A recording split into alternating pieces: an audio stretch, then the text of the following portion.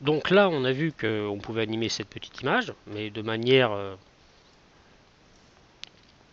assez facile, mais on va pouvoir entrer un peu plus dans les détails. Donc celui-là, je l'enlève.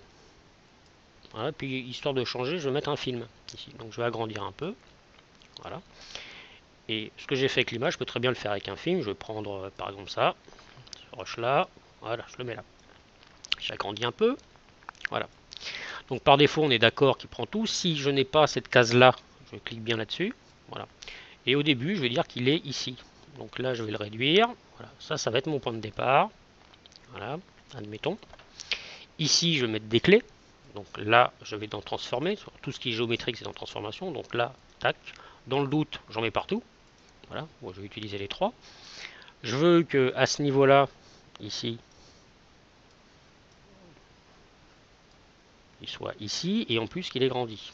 Voilà, comme ça. Donc si j'envoie, j'ai ça. Tac. Voilà. Et je veux qu'entre là et là, il ne bouge pas. Donc ici, je vais recliquer sur mes keyframes, sur mes images clés, pardon. Voilà.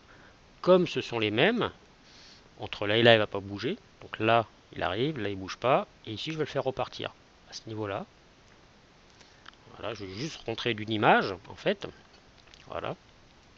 Et je le mets là. Donc ici, si je regarde mon petit anime, alors je vais couper le son.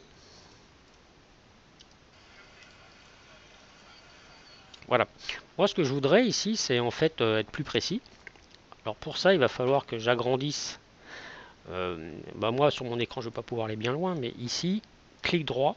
Et là, c'est ce qu'on appelle afficher l'animation vidéo. Il va me montrer ça sous forme d'image clé, un peu à la manière d'After, Motion et ainsi de suite. Et ici, j'ai tous ces paramètres, piste par piste, que je peux animer. Donc, ici, je me remets là, pardon. Voilà, je le réouvre. Donc, afficher l'animation vidéo. Voilà. Et là, je retrouve en fait mes images clés. Alors que je peux les zoomer, hein, exactement comme une timeline lambda. Ici, je vois mes images clés qui sont là. Donc là, je vois ça correspond, c'est plus parlant. Je vois ici, il avance. Entre là et là, vu que c'est le même, il ne va pas bouger. Et là, il repart. Ça me permet de dire, bon, finalement, il reste trop en pause. Ici, je vais dire, voilà, je peux très bien faire ça. Voilà, là, il reste un peu et hop, il repart. De la même manière, je peux dire, finalement, ici, c'est trop long. Donc je peux prendre cela, mettons. Je veux qu'ils arrivent plus vite, donc je vais prendre cela. Vous voyez, je peux maîtriser mes images clés, donc ici j'aurai ce genre d'animation, hop, il va partir doucement. Donc avec ces animations, je peux aussi à tout moment dire, si je ne m'y retrouve pas, clic droit, fais-moi montrer que la position, fais-moi montrer que la rotation, et ainsi de suite. Ici, si je fais clic droit sur l'image clé, ici, supprimer, ici pareil, supprimer.